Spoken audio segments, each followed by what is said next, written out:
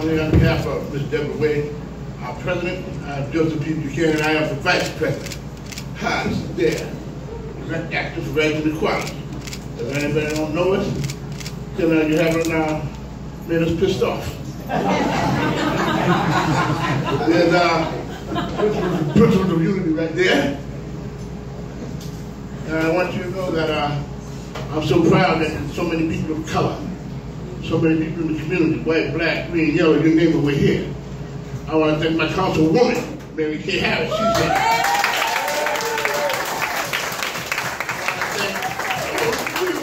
I want to thank Great Diaz. We have our East Side councilman here. Stand up, stand up, stand up.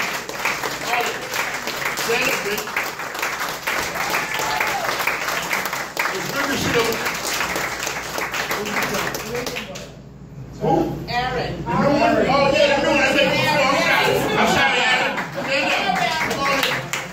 It's good to see that we're going to let the people that are on our side.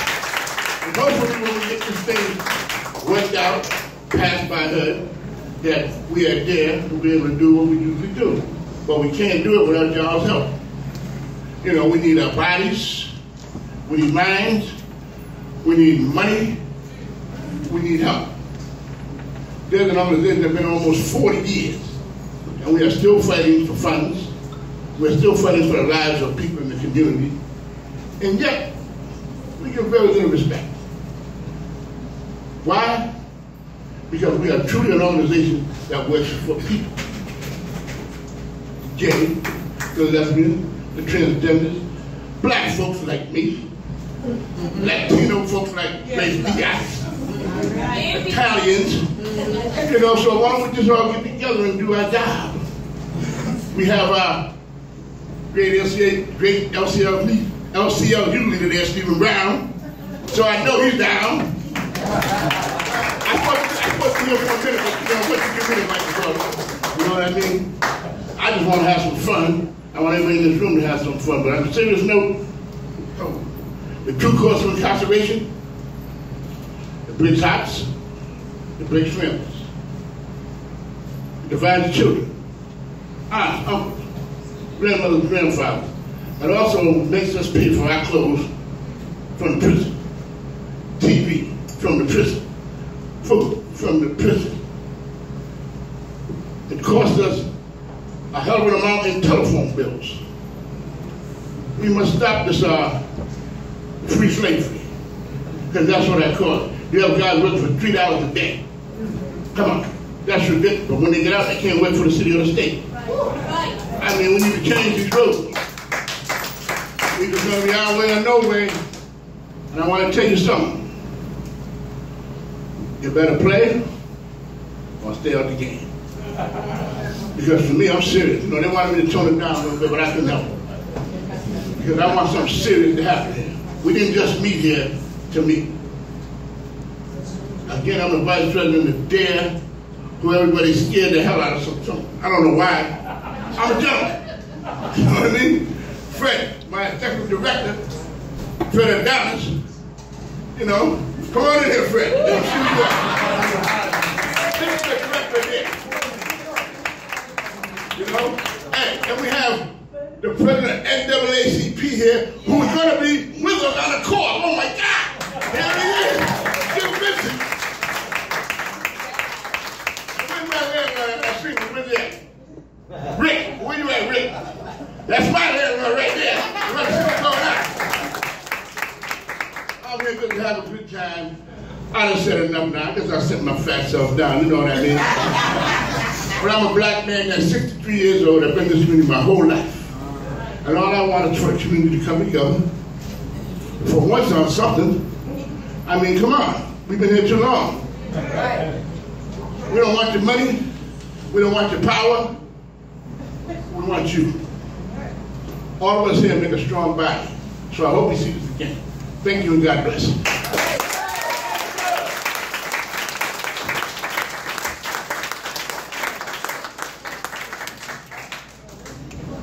Well, if you want to know how it really is, you can just go talk to Joe Buck. He'll would not care. I ain't even mad at him. All right, we're going to ask the great organizer John Prince and Sheila Wellheim. They put in a lot of time in this struggle. They're going to come up and talk about the actual report, the Ella Baker report. John Prince and Sheila Wellheim.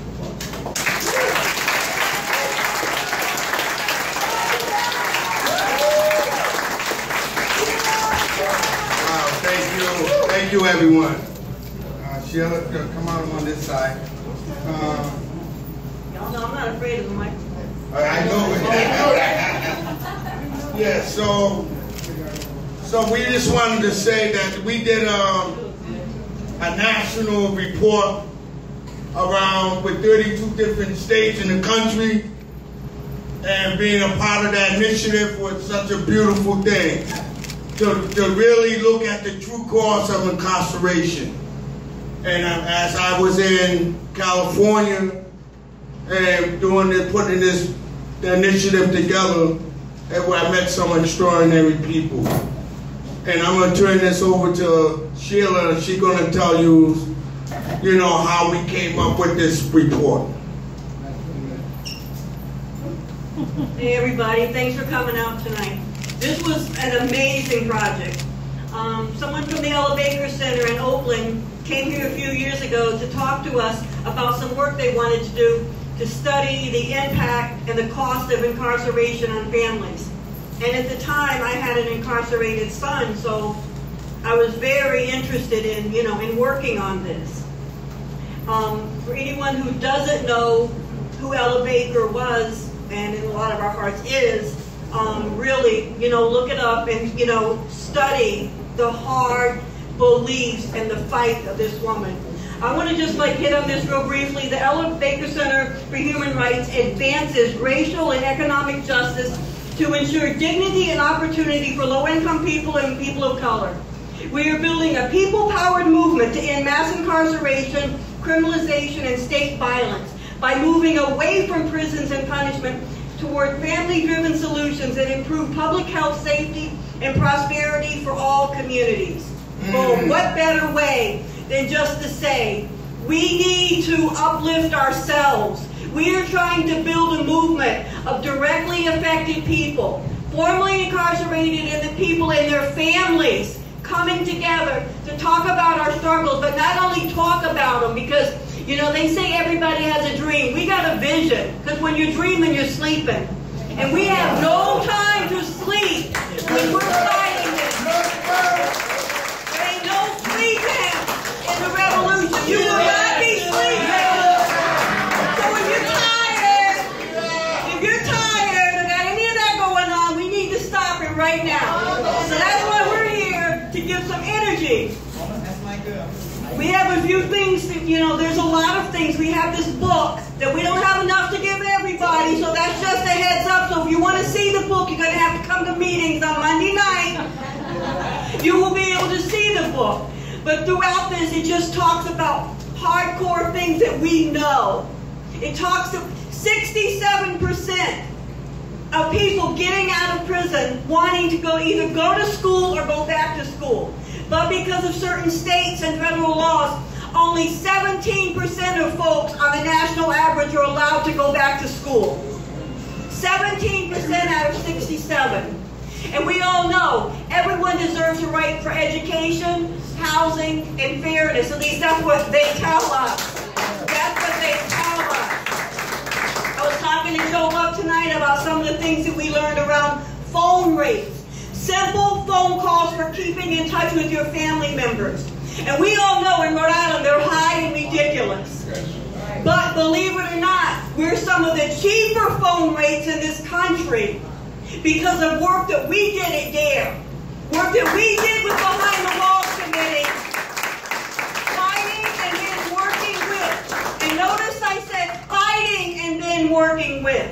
Because we tried to work with the system and they didn't want to hear it, so we had to fight and then work with, because they knew we weren't going anywhere.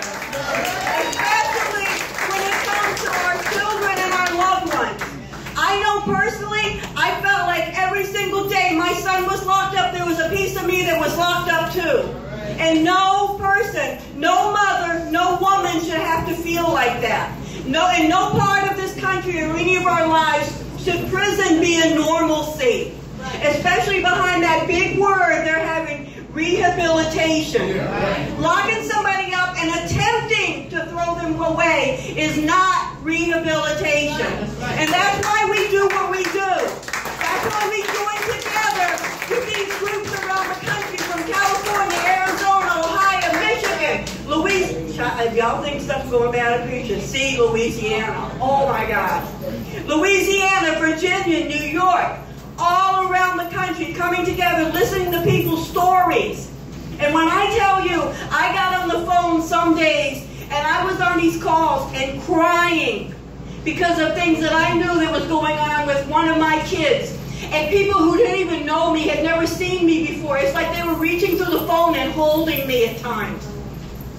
And that's a lot of times what gave me the energy to fight this fight and to go on with this, because I know we got to do it. And we got to do it. And we can't rely on them, and it has to be us. It has to be directly affected people leading this movement. We need our allies, yes we do, but we need our voices fighting this fight. We need it not only because of the energy that we possess, but our families on the inside need to know that we have not given up on them. They need to know there are people that are there for them.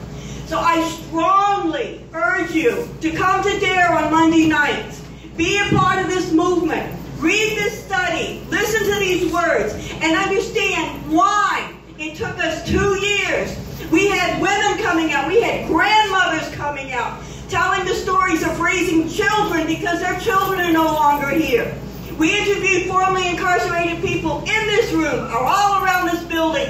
People telling their stories of being denied medication, being denied mental health services, being denied phone calls, being in lockup for whatever the reason may be. Listening to the stories, gathering the information, and bringing it together nationally. So many of our stories that are so very much the same, yet so very, very, very different. But they're all heartfelt and they're all real. So once again, what do we got to do? We got to come together. It took us 3 years to pass Ban the Bucks, and a lot of you were in this room when I stood right here with a lovely microphone, and I said 3 times was a charm. 3 times was a charm, and we passed Ban the Bucks, giving people the opportunity for employment. So thanks everybody for coming out. John's going to talk a minute now. One last thing I got to say. If I didn't say anything else tonight, but I knew I would, I don't want a moment of silence. I want a moment to raise this roof in honor of Millie. Yeah. Millie!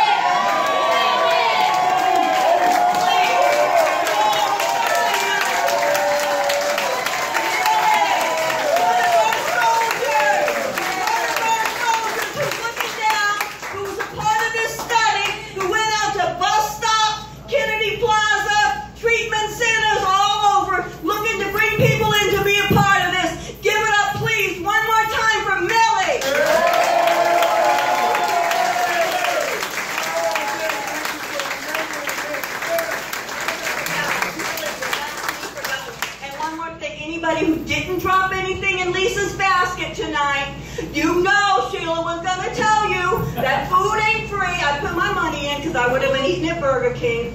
Drop your money in. We need to keep this moving. We keep this moving built with our voices, our hearts, our fight, and our dollars. Wow. Woo. Oh, man, thank you, Sheila. Woo. Man, boy, there's a lot of energy in this room tonight. I'm feeling it, man. You know, I want to read something that's from the New York Times today. That the survey that we did where we talked about the Ellen Baker Center, and I'm just going to read a few words. A survey of families that have a member in jail or prison has found that nearly 2/3 struggle to meet their basic needs, including 50% that are unable to afford significant food and adequate housing. The report found the costs associated with incarceration, like traveling from prison to visit, had pushed more than 1/3 of the families into debt. Damn. The research was conducted by the Ella Baker Center for Human Rights in Oakland, California. Forward Together, and more than a community and civil rights organization that work with incarcerated people. The focus of this economic hardship endured by families after arrest it is often overlooked elements of national criminal justice system, where 2.4 million people are in prisons all over the country. Damn.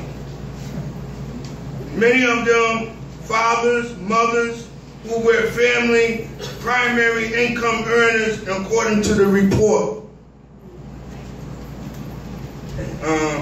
After an inmate release, a criminal conviction often means a family loss its ability to live in a government subsidized housing. A former inmate are barred from competing for various federal student grants and loans and have difficult finding even minimum jobs. 26% or more than 700 former inmates surveyed, because we did a lot of surveys all over the country, and Providence was one of them, and I'll get the chance to show you what we did. The study remains unemployed 5 years after their release, and the vast majority of others have found only part-time or temporary jobs, the report said. The finding emphasized the link between imprisonment and poverty. The National Campaign for the Ella Baker Center, a nonprofit group that focuses on racial and economic justice. I just want to say I had the opportunity to go to California and work on these surveys and bring this thing to the national level. Right now, all the work we do is they're gonna allocate that in Washington D.C. They're gonna go to the Congress out there and tell them the report that they found, that the prison system is a business. It's on Wall Street. It's not about rehabilitation. It's about a slavery camp that keep us in debt even when we come out of prison. So how is that going to help our families and people that we love, that they want to make a fresh start and they're not able to? And me being a formerly incarcerated person, it was tough on me. And I just want to say that I want to echo what Sheila just said. We need to keep on fighting.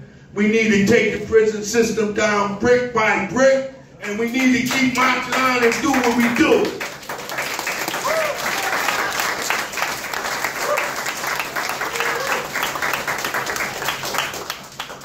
If you like what we do here, if you want to become a member and help us grow this nation and this revolution as we move forward to fight discrimination around housing, I got sign-in sheets, and those that want to become a member tonight, it's $30 for the year. And if you don't have $30, if you have $5, $10, that gets you in. And help us try to do what we do. Thank you very much. And I want to say, if no one said that they love you today, I love each and every one of you. Thank you.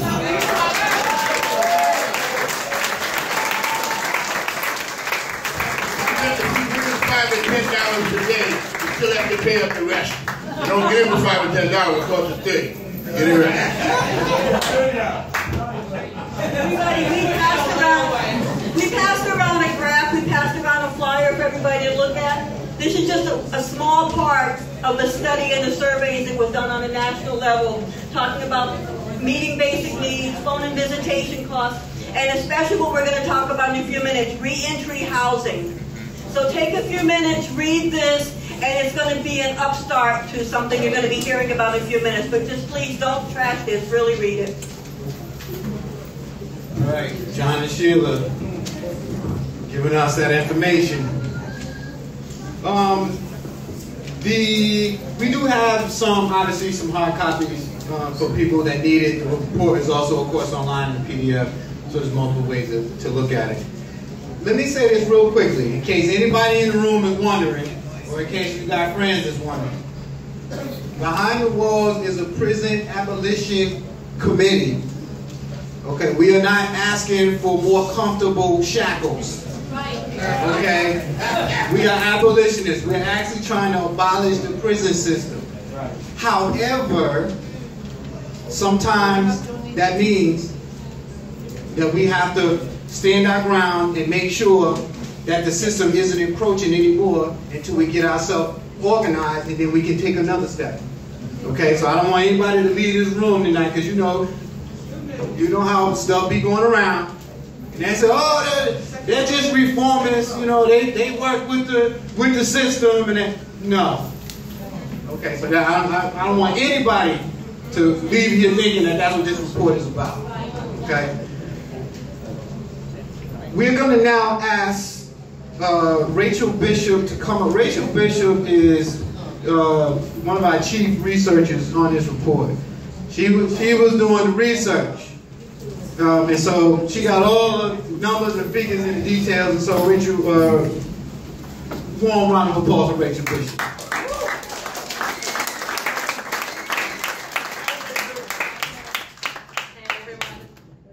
So John and the committee invited me to talk to y'all about what the campaign is going to be all about, what our policy looks like, and I can't say no to John when he asks me to do something, so that's what I'll do tonight. And first off, I just want to give one more round of applause to John Prince, because he is so the heart and soul of behind the Walls.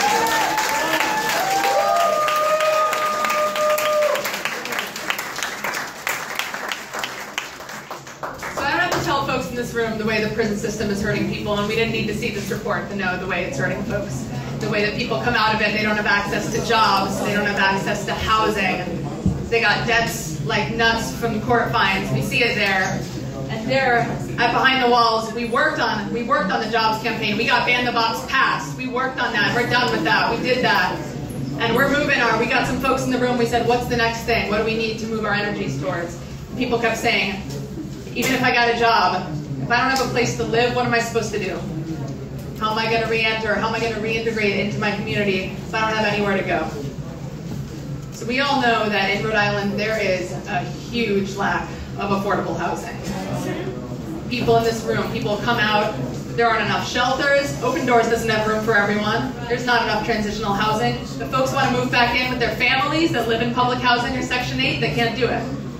They can't do it because they are discriminated against. Doesn't matter if they committed a crime 10 years ago, doesn't matter. No access. So we were talking to people, and we decided that's going to be our focus. We want to fight for fair access to public housing for people who have criminal records. So that's what we're going to do.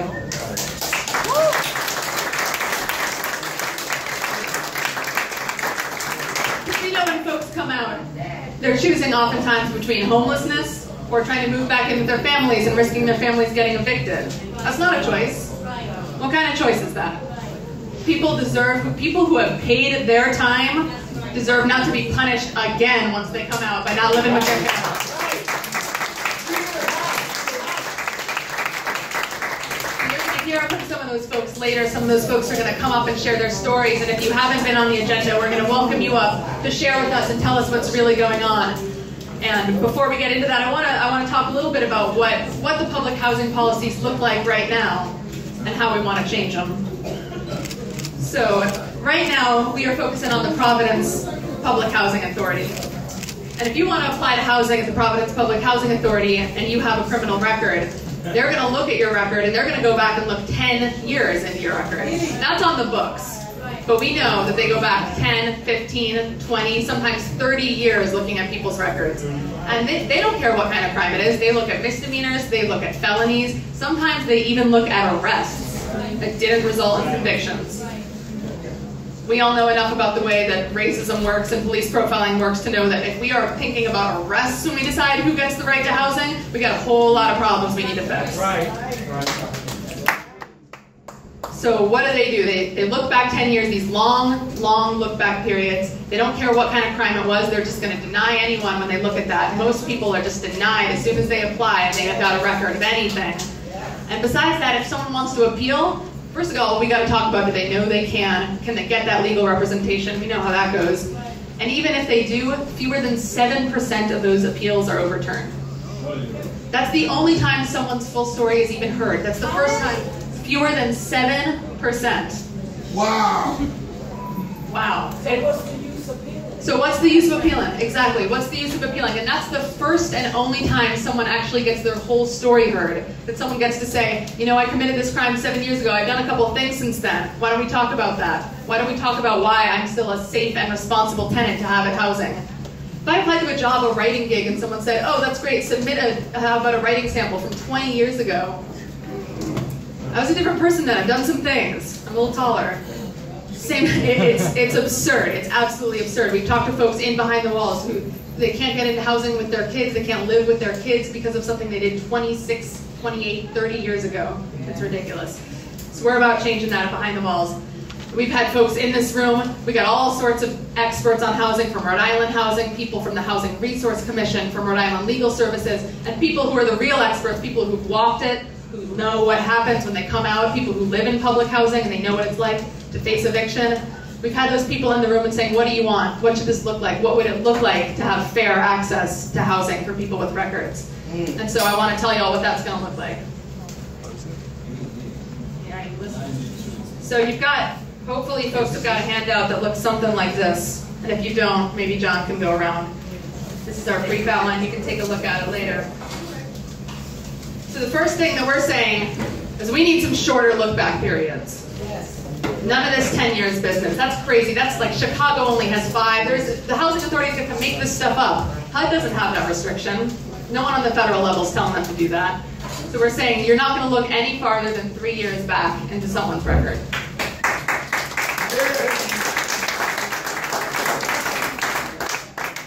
So what else? When you're looking back 3 years, you're not just going to say anything like, oh, look, someone got arrested, so I guess they're not going to be suitable to live with their wife. No, that's not how it's going to go. What we're going to say is you cannot consider misdemeanors and you cannot consider arrest records when someone is applying to housing. It's off the table.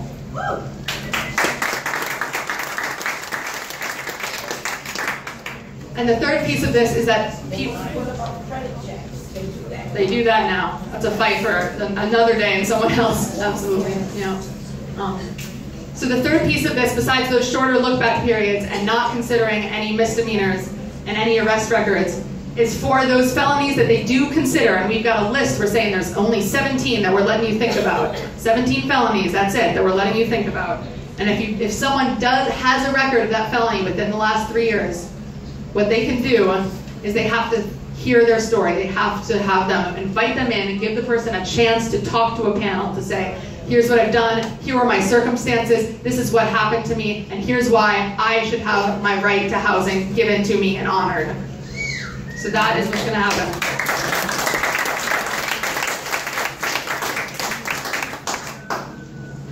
So we're talking about what that panel is going to look like, but what we know is that we need people who live in public housing who either have families who are incarcerated or who themselves have been incarcerated and have somehow made it into housing. We want those people on the panel because we know that panel is going to use their discretion and we want to make sure they're using it in a way that's fair and just to people with records. So that's what we're going to ask for. So those are our major points, and what I want to say to folks is that we need people in the room to make this happen. We've got some amazing support. Councilwoman Mary Kay Harris, who's on the PHA board, is a fierce fighter for this, and we know she's got our back all the way. We'll give her a round of applause for Mary Kay.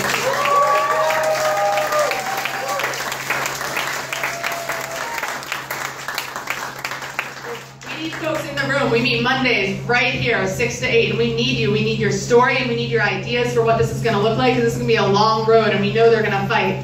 And the best part is if we fight this, if we get more fair applications, What we're going to be able to do is change their standards for how folks are getting evicted. Because right now in the Housing Authority, as y'all know, someone has a family member or a guest who commits a crime in their housing or off the premises, that person can get evicted, and they don't even have to wait for the conviction. What kind of system is that? What kind of system is that? What kind of system is that? We've called the Housing Resident Selection Manager, and they tell us, oh yeah, we've got special police officers, and they send us the reports of the arrest so we can start the evictions quicker. That's what's happening. That's what's happening, and we need the folks in this room. This is a powerful showing. Imagine if we could pack PHA's office with this many people. That would make